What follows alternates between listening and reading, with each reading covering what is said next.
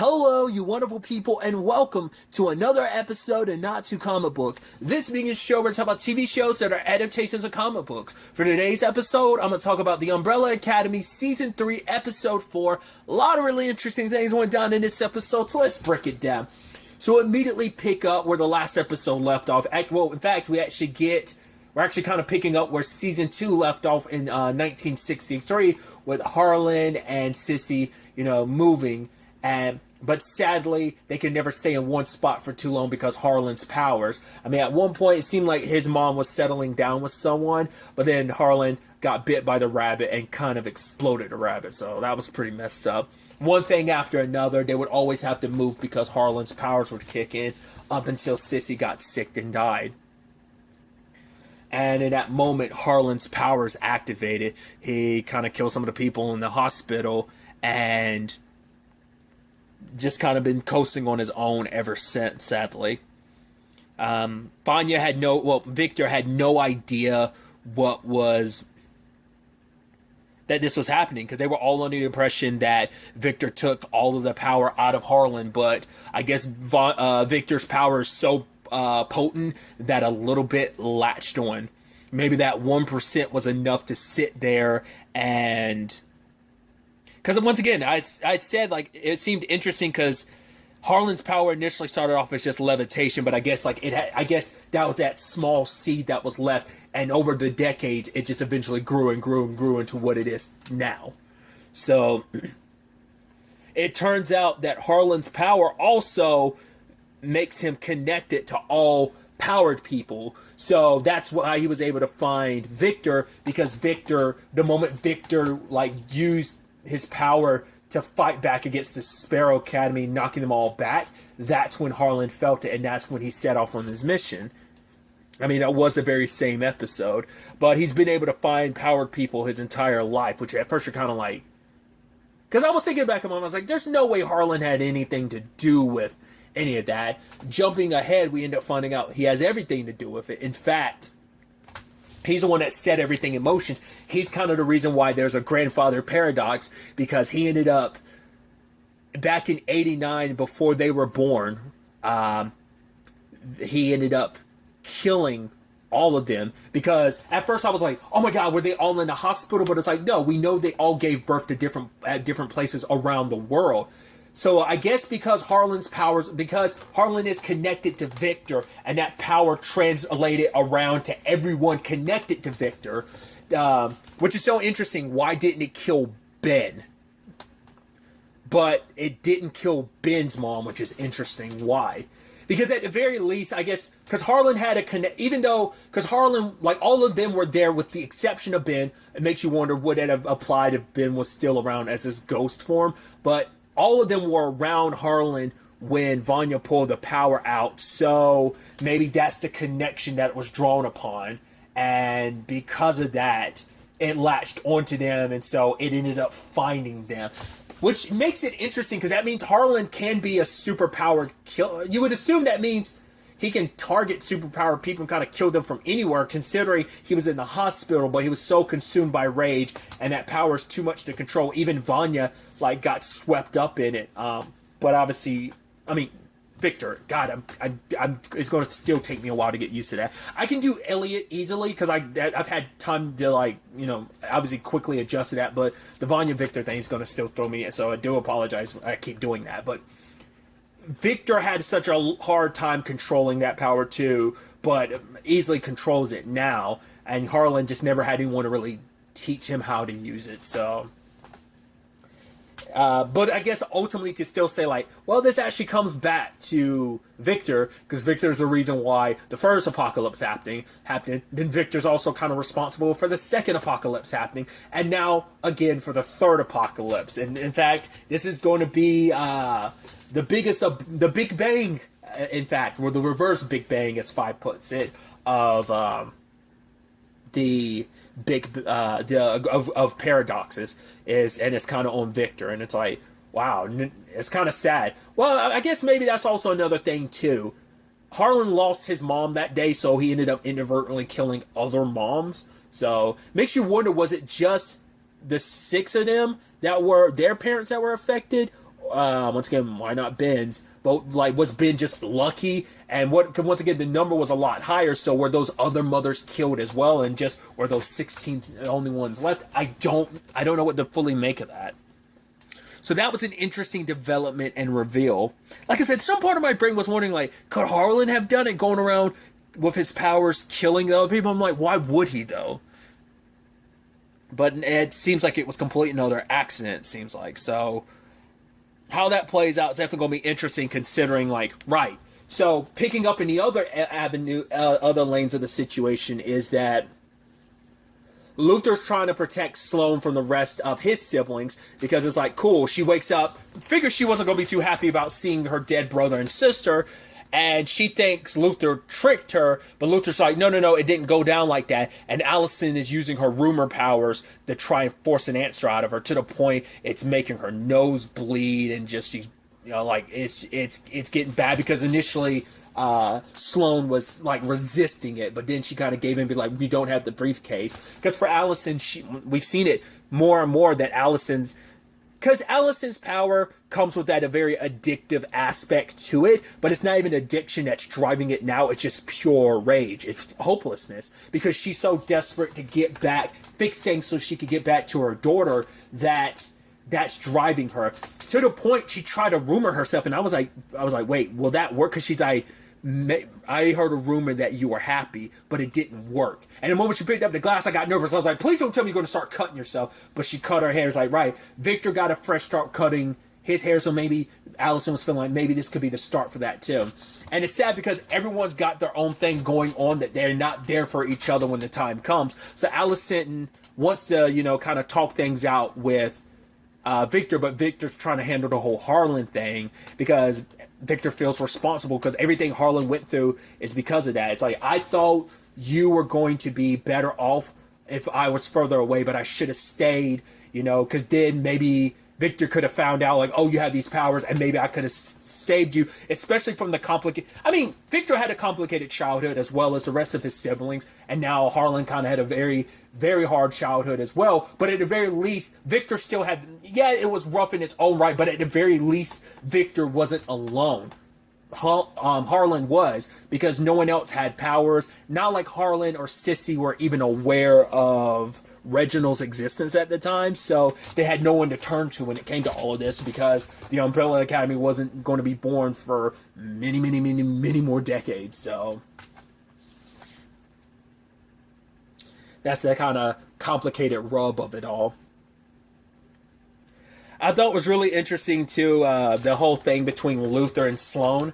And because she's like, right, were you using me the entire time? It's like, well, you guys tried to attack us, so you kind of set this all in motion. It's like, yeah, but I tried to tell you to run. It's like, yeah, but at the last second. But it's like, yeah, but I'm the one that has 2 dead siblings, not you. Your entire family's alive. That old man is like, we had nothing to do with that. My family can't even coordinate on getting mushroom on pizza. You think we could orchestrate this whole thing? It's like, no, that wasn't on us.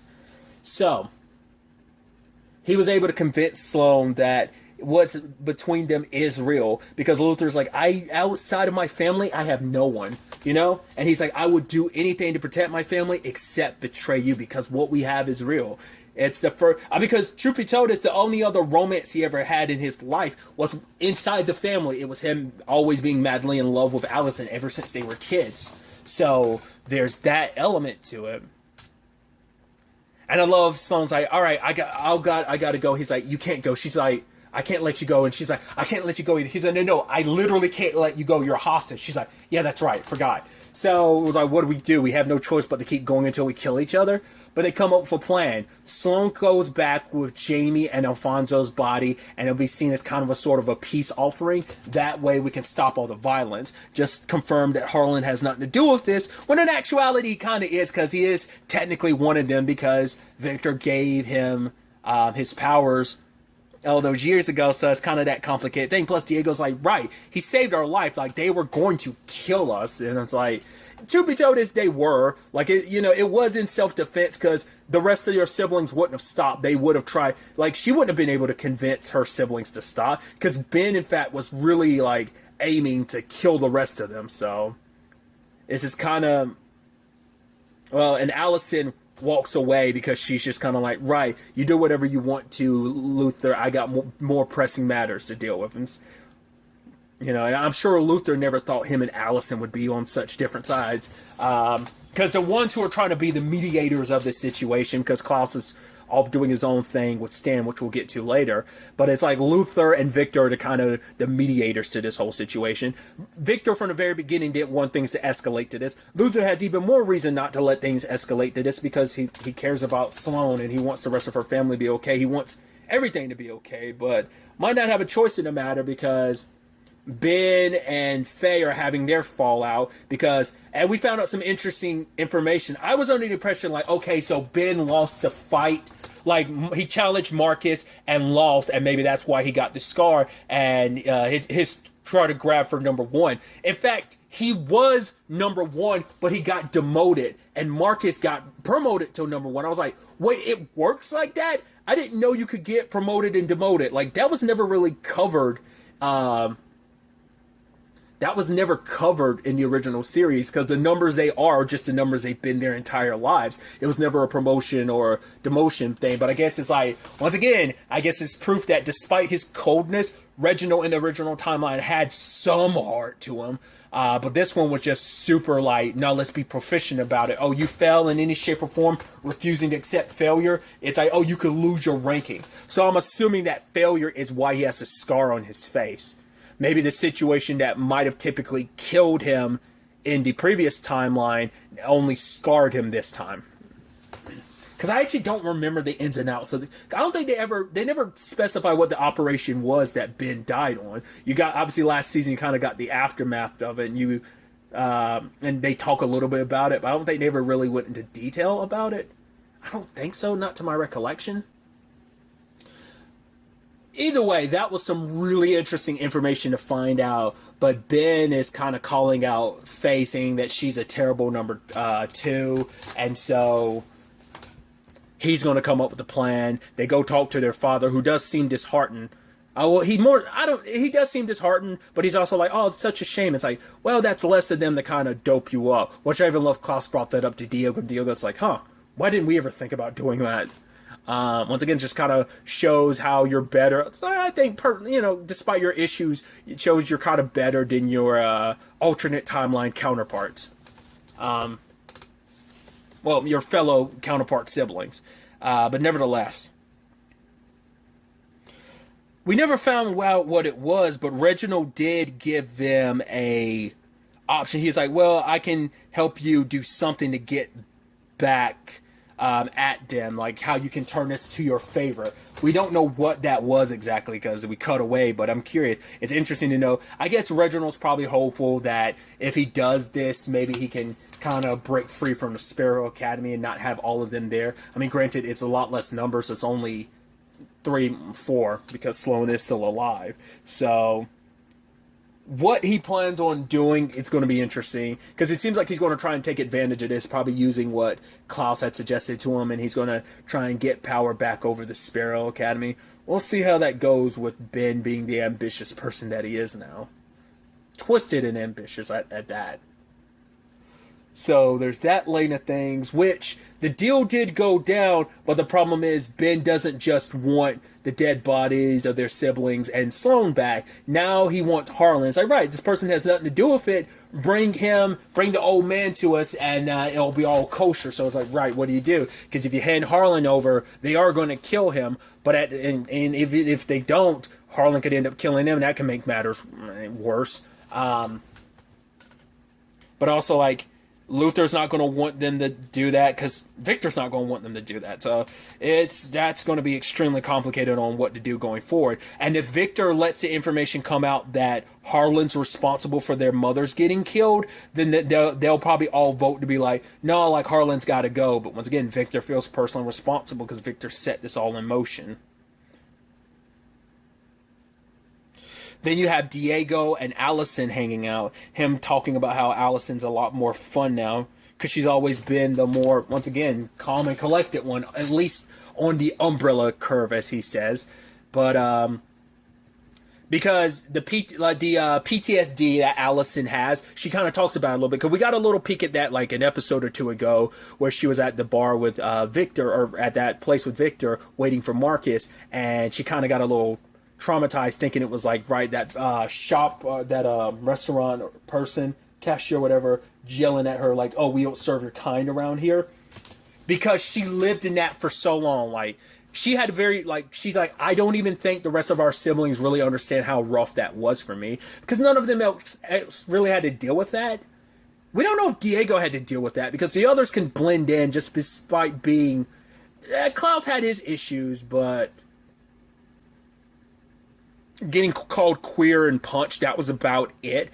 Allison, it's like, right, like, the people you know could die, disappear, or worse, you know, at any moment in time, just like people hating you so much just because you're different. That's a state of life that she lived in for a couple years, and of course, like, that's not the easiest thing to shake, even now back in this, even present day, but it's like, yeah, was it all worth it in the end? Because now it's like, right, we're not only in a timeline where, well, for one, I don't have Ray, I don't have Claire. We're also in a point in time where like this whole thing is coming undone because of this grandfather paradox.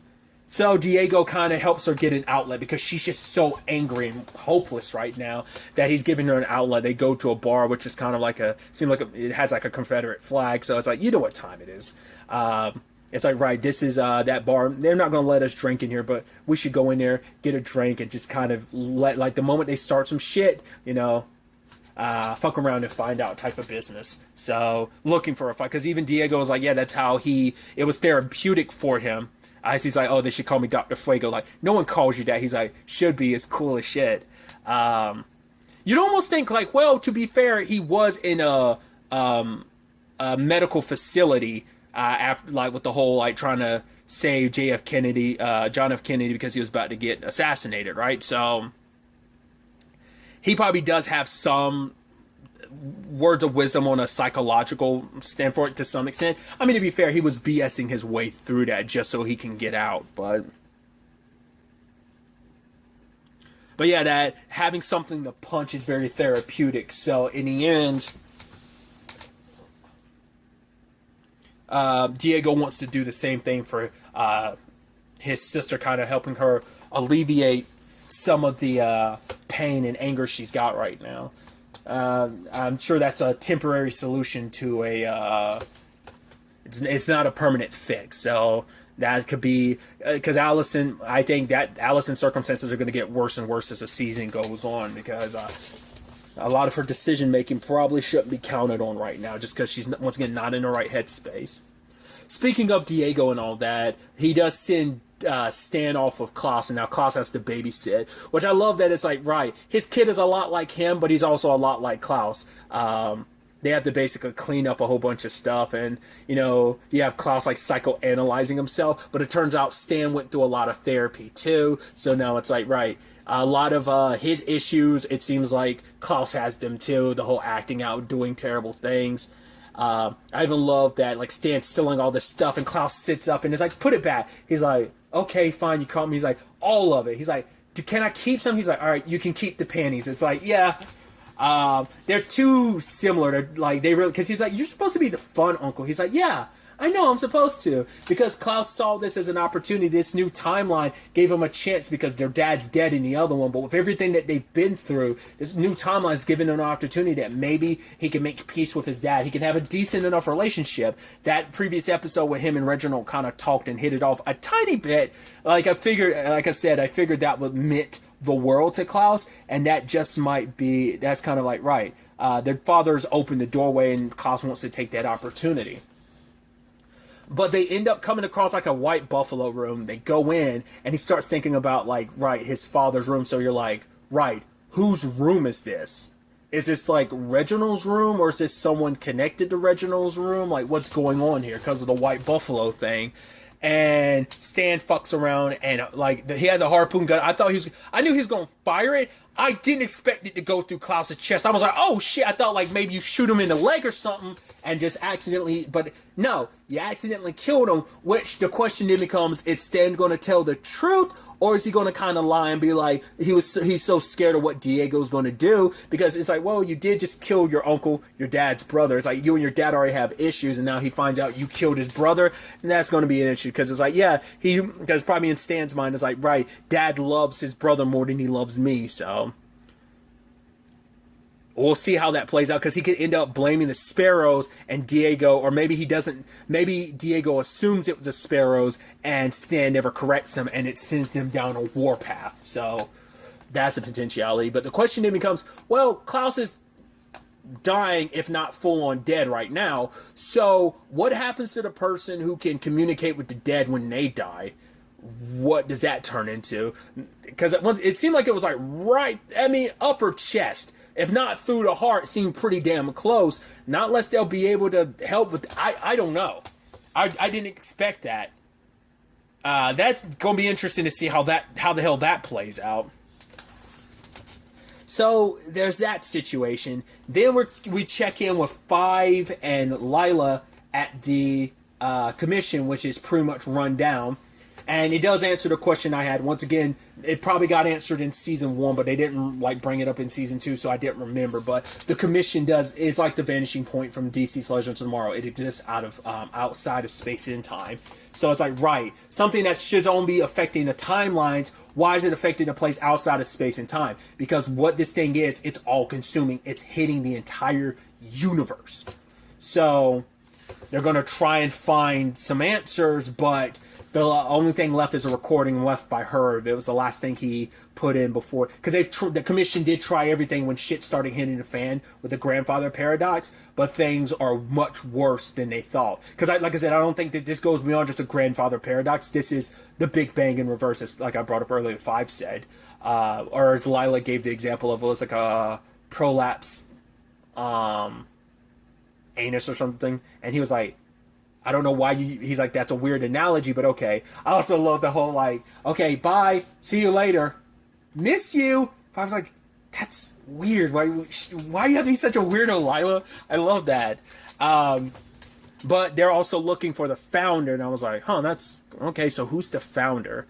And then the moment like Five is, I didn't click. It didn't click in my head until he farted and then started scratching again. I was like, the whole being around your doppelganger thing. I was like, you're the founder. I was like, right. I figured as much. It's like, if there's only at least one person living here, you have to be the founder inside the bunker. And he figured it out too the moment he started scratching, and it's just like he realized what was going on. The sickness he had. So they go inside and find an older Five, but for him it's like, wait, this doesn't make any sense. My time with the commission was just me as an assassin. Plus, I've never got this old.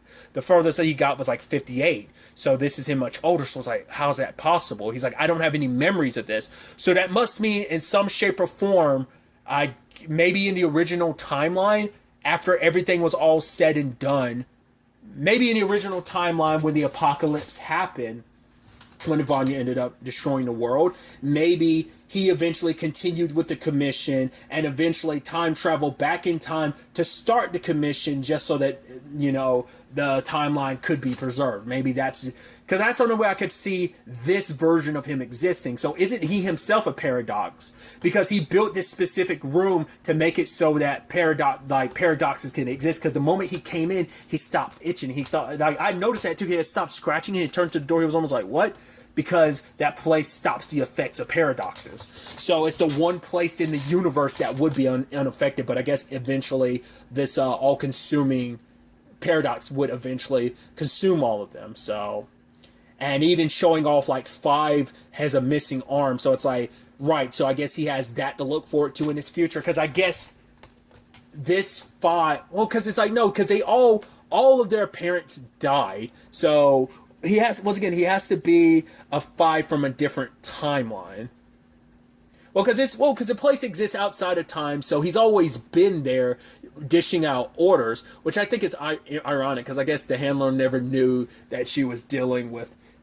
Because I would assume this is the Five that's dealt with everything, the first season, the second season, and potentially this whole season. So I think that is the future him. I don't know. I mean, now knowing your future, Can you change it? Will you change it? Do you need to change it? Because his final words about how to handle this, how to save all of it, is don't save the world, which I'm assuming he's referencing the first apocalypse, because by saving that world, he set everything in motion, which would eventually become season 2, which will become the current circumstances that they're in. The Kugelblitz, ball of lightning. And then he has to sit there and watch his older self die. The one who had answers, but who didn't clarify, what do you mean don't save the universe? Like I said, I think that's my theory of like, yeah, things are meant to play out with the apocalypse and everything. But if it does, that means... what does that mean for like commission agents like the Handler? Because that would also mean her death never happened, but she existed outside of time. So even though because she existed outside of time, was kind of pulled out of time, and maybe that's technically the only version of her that existed anymore because she was outside of time at the commission, meaning that the moment she died in season 2, that was the only version of her in existence across any timeline and such. So because of that, I mean, except for past versions of herself that eventually got brought in by the commission, I don't know how that works. Once again, the heavy like thinking you have to think about when it comes to time travel, because time travel can be simple, but then it gets super complicated. So, because I was about to say, would that undo her death? But I don't think it would. Even making the first apocalypse happen, making sure that all played out, you would assume it would. But I once again, I don't know how the ripple effects of like not saving the world in season 1, him going back in time and working with his siblings to save the world, I don't know how that will play out. Well, we know how it will play out, 5 being at the end of the world and being the only one. I don't know, man. It's gonna be interesting to see where all this takes us. He did cut open his older version self's chest. I don't remember if we ever found out what was actually inside of it now. It's been I don't think we did. I think we cut away before we found out, but I don't remember. So it's going to be so interesting to see where all of this ends up taking us going forward into the next episode. But really, that's all I'm going to talk about. Till the next time we meet, be happy, be safe, live life to the fullest, and enjoy it. Good day and goodbye.